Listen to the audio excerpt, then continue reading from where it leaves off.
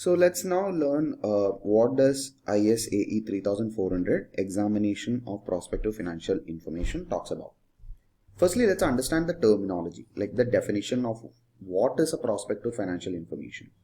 So a prospective financial information means, firstly, it's a financial information like the revenues, expenses, profits, assets, current assets, fixed assets, etc. based on assumptions about events that may occur in the future and possible actions by the entity. So prospective financial information are all about assumptions that may occur in the future, like what could happen in the future and what kind of actions are taken by the entity.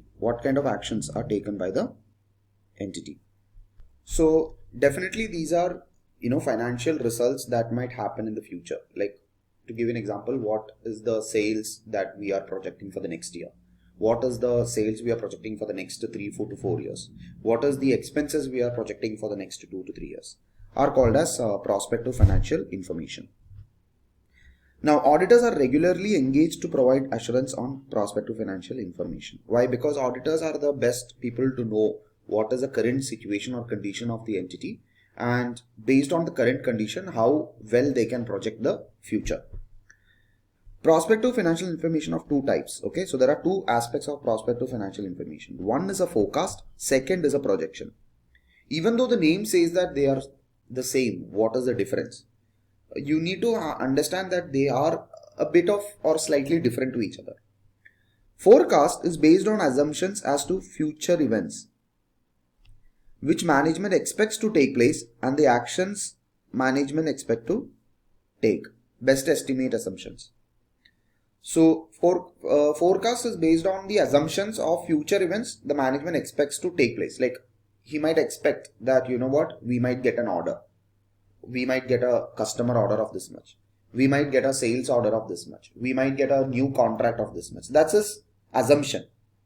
That is called as forecast. So forecast looks at best estimate assumptions. Like, he might have certain evidences to corroborate, saying that, this will what we are gonna do in the next year.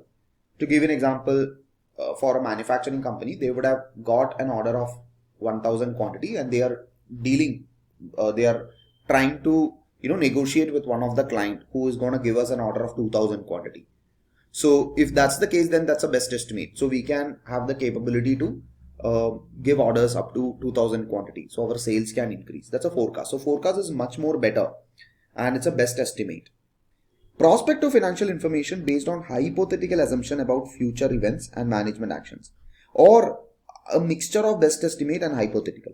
Hypothetical means what? Expectations. We are expecting to this much recover. That's a projection. So projection means is not definitely best estimate, but rather saying that we would like to expect the sales to grow this much. So the company might not have any orders, but they are planning to increase the orders.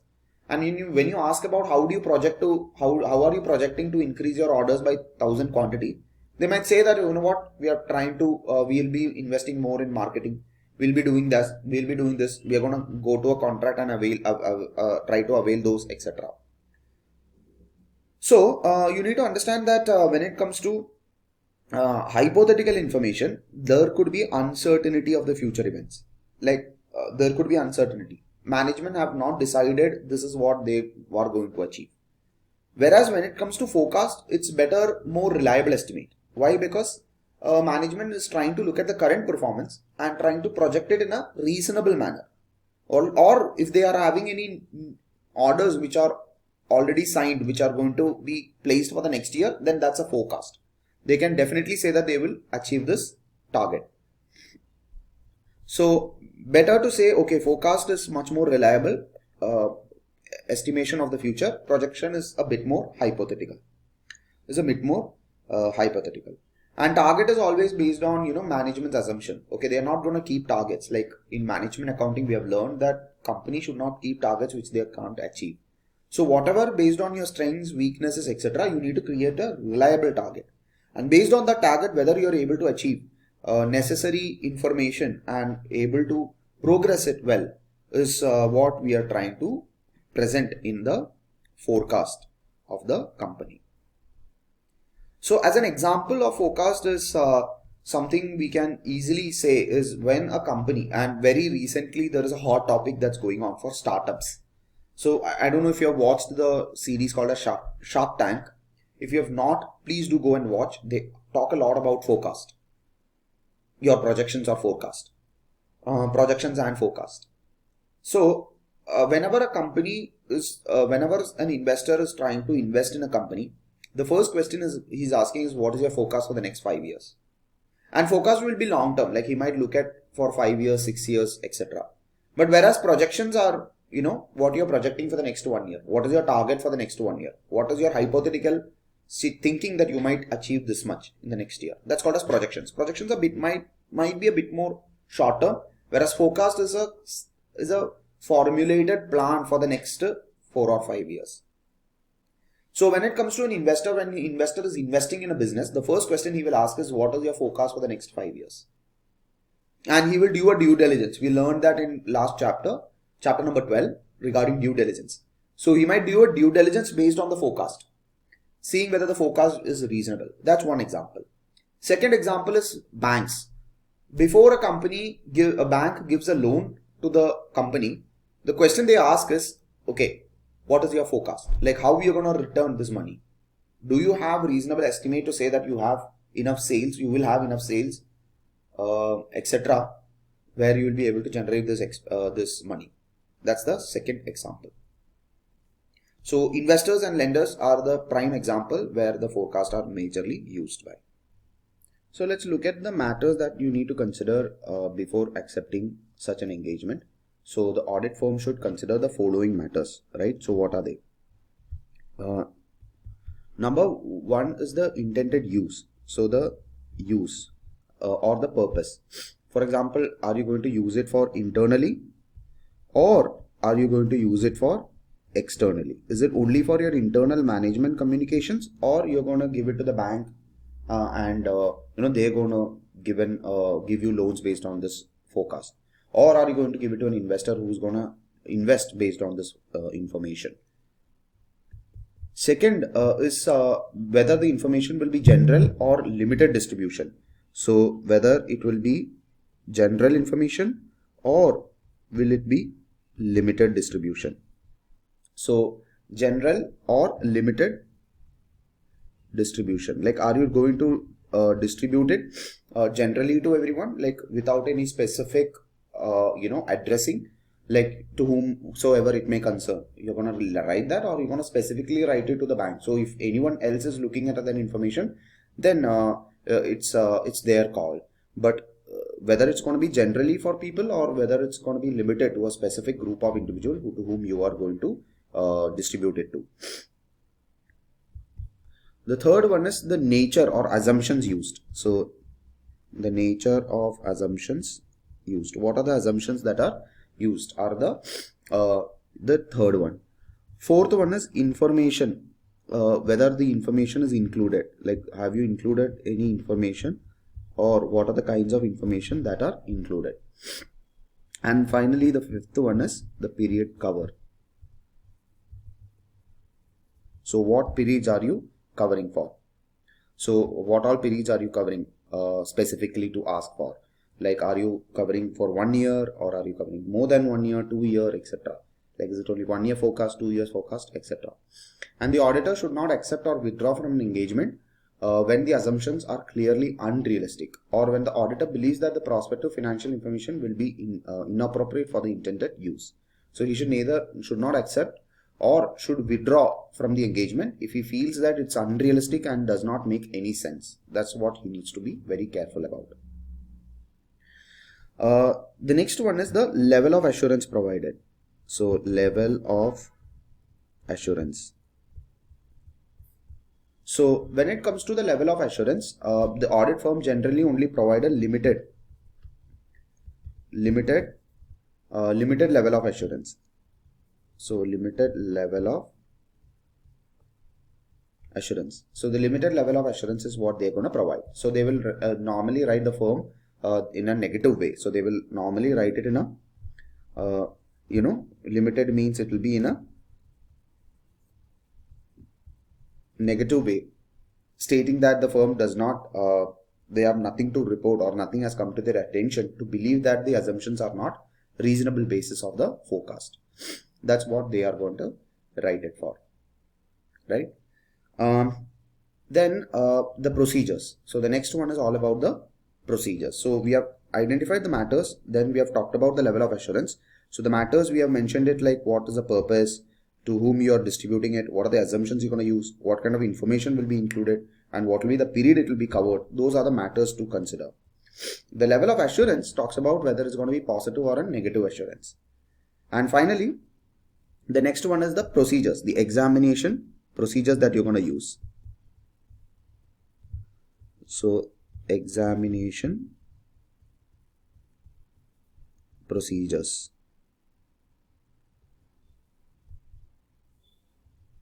Okay. So the examination procedures means what, how the auditor will obtain appropriate evidences. Okay. So the auditor should obtain appropriate evidences. So he should obtain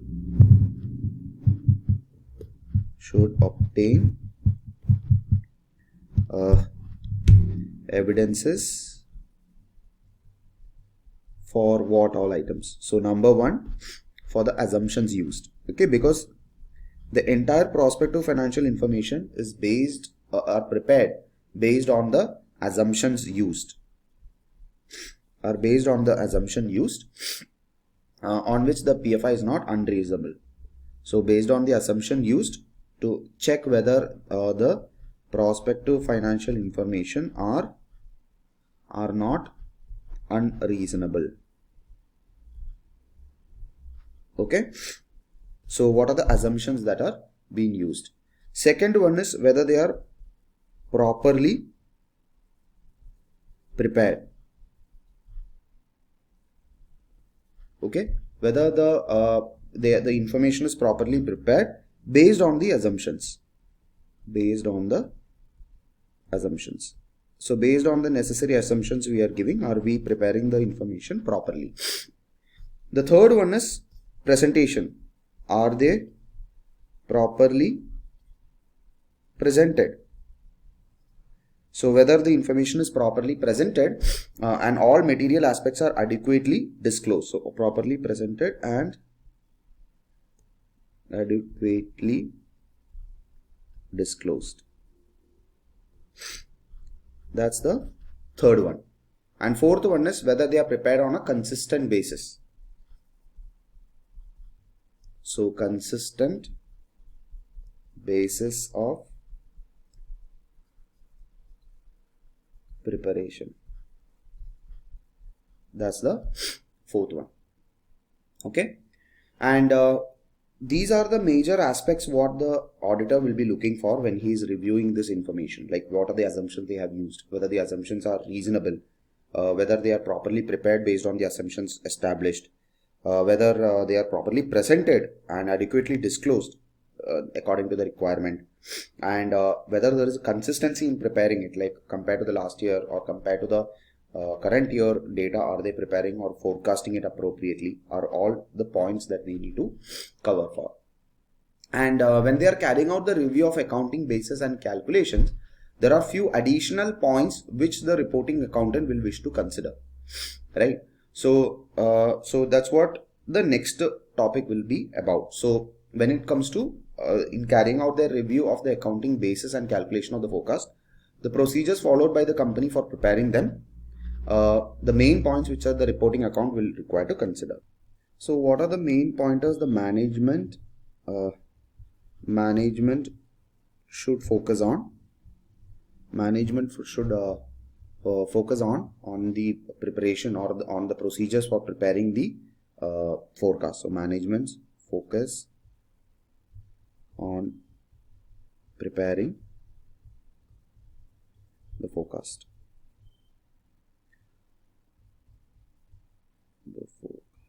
Okay. So there are simple pointers which the management should focus on. First one is the purpose. Again, similar to that of the auditor's review, they need to understand what purpose they are preparing for. and to whom are they preparing it for. Second is the degree of accuracy and reliability, right? The frequency through which the management have prepared this, and what is the degree of accuracy and reliability through which they are able to achieve this particular forecast preparation. The third is their best estimate. Okay, are they preparing it based on their best estimates, or are they just preparing it based on the targets which they have set for the management, they're desirable to achieve. Then fourth one is a supporting evidence. So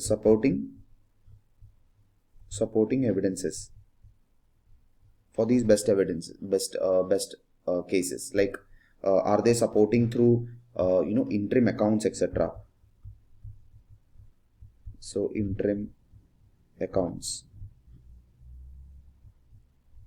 So on what basis they are prepared on? Are they supporting through interim accounts, etc. The fifth one is detailed procedures followed to generate the forecast. What are the details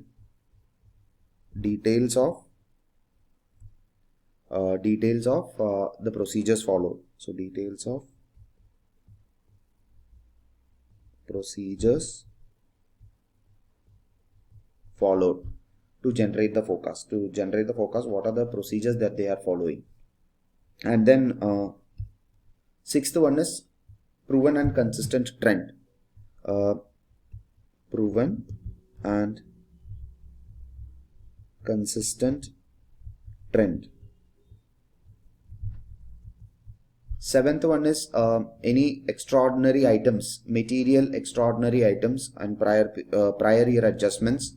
Okay, so any material extraordinary items,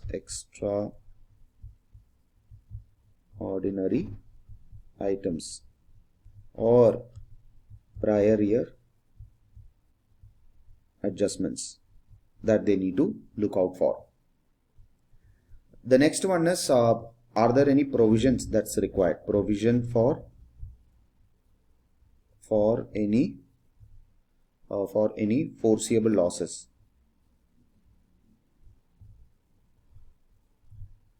Okay, for provision for any foreseeable losses which leads to a high degree of risk.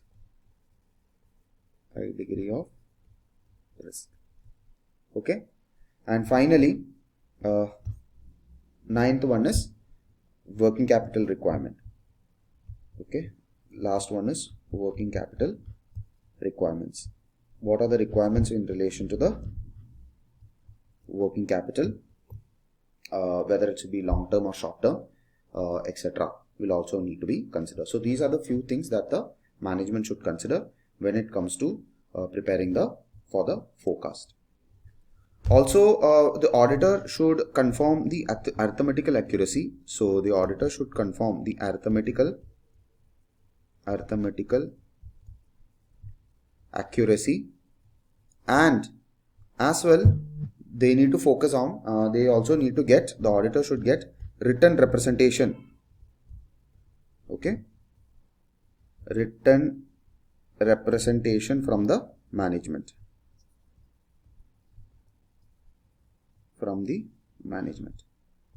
These are the things that they need to look out for when it comes to preparing for the forecast.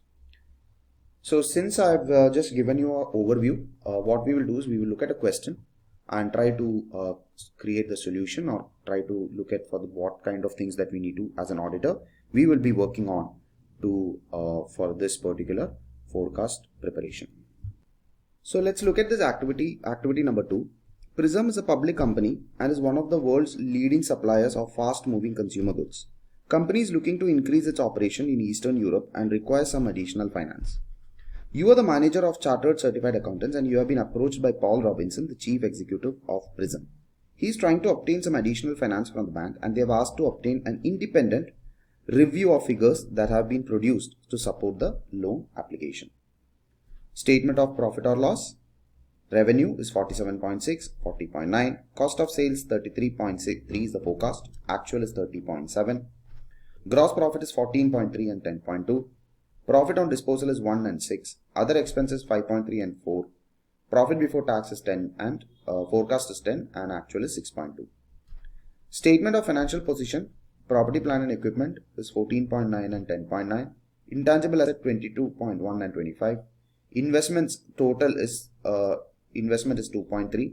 Total amount is 37.0 and 38.2. Inventories is 5.6 and 4.1. Receivables is 9.1 and 7.3. Cash is 2.5 and 2.4. Equity share capital is 5.3. No changes there. Revaluation surplus is almost same. Retained earnings have supposed to go for an increase. Non-current liabilities is reducing, and current liabilities is increasing by a slight margin. Describe the audit work of a professional certified accountant would perform on the forecast of statement of profit or loss and statement of financial position. So if you look at here, compared to the actuals and forecast, it's almost the same, like nothing changed in the first thing is on the revenue side, like from 40.9 to 47.9. So they are not, exaggerating the revenues. Firstly, that's a good comfort for an auditor to have. If they had exaggerated, then we should be more skeptical. Like, how can they say, you know what, if they had mentioned it as a forecast of 65 or 70, then we need to have, further information on how are they showing that 70 or 60. But this is far more reliable because it's been the same, but they are showing a slight increase to the extent of 7.6. So we need to know how are they going to increase this. What are the chances that this might not decrease? So how are they projecting this additional 7.6 revenue to come from, or where are they projecting this additional 7.6 to come from? So that's the direction that we are going to go for. So when it comes to this forecast or projection, we need to approach this in three categories. One is the general procedure. Second is the procedures for specific to statement of profit or loss. And third is with respect to statement of financial position. Okay. I'm going to give you a gist of all these, okay, so that you can understand the direction. So I would mention three procedures from each of them, and you can think of the three from your side and continue the answer. So let's first talk about the general procedures. Okay, the general procedures that we are going to follow. So when it comes to the general procedures, first thing that we are going to talk about is to meet Paul to determine the process for preparing, to determine the process for preparing the PFI, which is the forecast information. Like, what is the process that they're using to prepare the forecast of information? We are going to look at the controls. Okay, so identify, okay, document, and if possible test the controls. Okay, identify, document, and if possible test the controls over the process. Okay, that's the second one. And as well, like, what is the role played by the internal audit department when it comes to the test of the controls. Then the third one is which I would like to talk about is the need to produce a full statement of profit or loss taking into account the proposed tax and interest and dividend payment. So discuss the need to prepare full statements. Okay, like whether full profit or loss and also taxation should be included, whether interest and dividend payment should be included, etc. You can also write that obtain the engagement letters. So letter of engagement,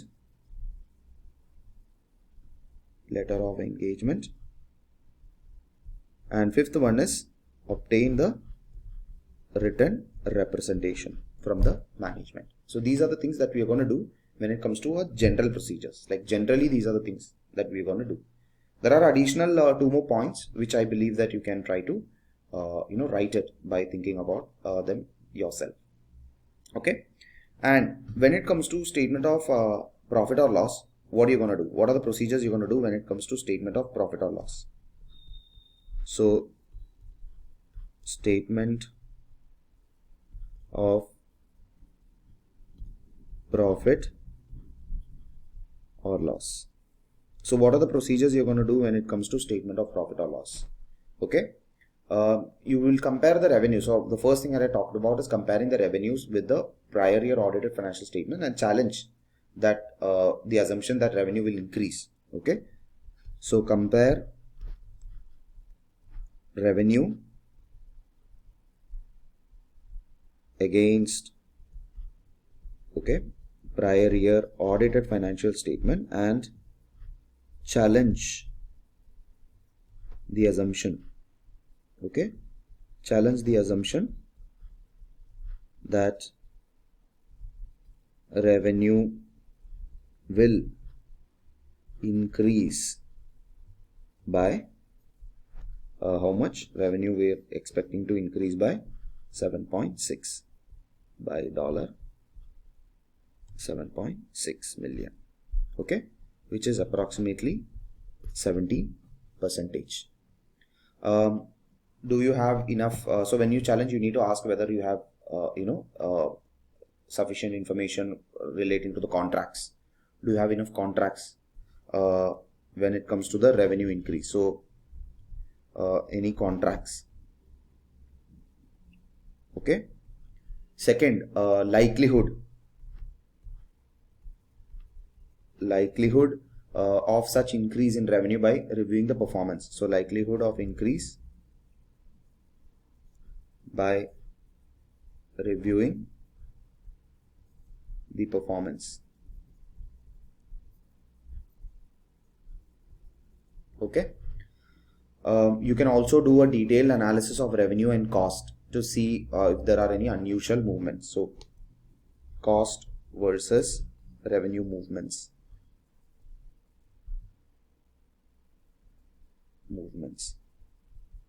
Okay. You can also, after comparing the revenues, you can compare comparison of level of expenses. Like how are they projecting the level of expenses, whether it's going to increase or decrease compared to the prior year, whether certain expenses are going to remain static or whether they're going to change, any fluctuations. So investigate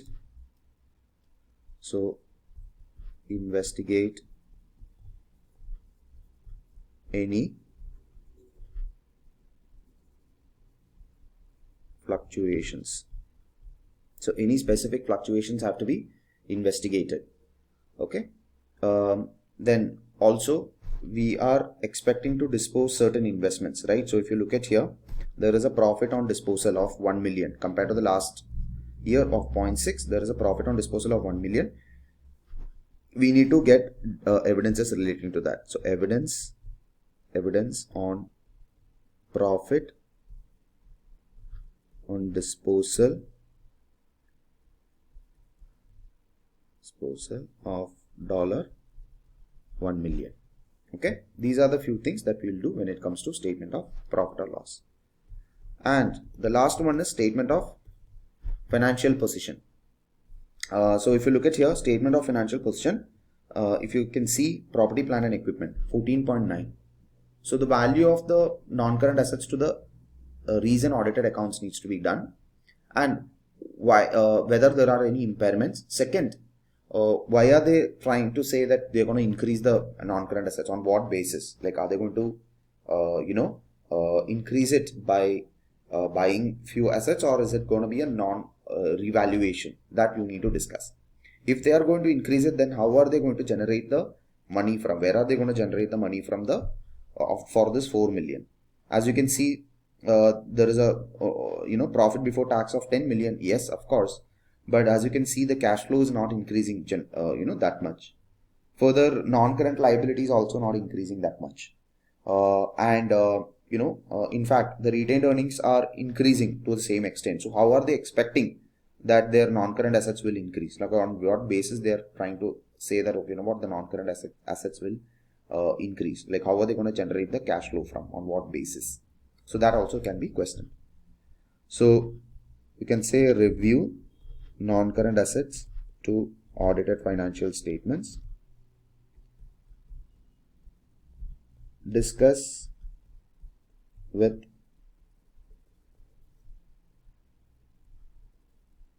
management on the basis of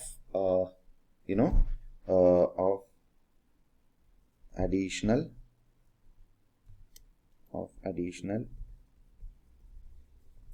increase in non-current asset by $4 million. Then you can say, you can do a recalculation of depreciation.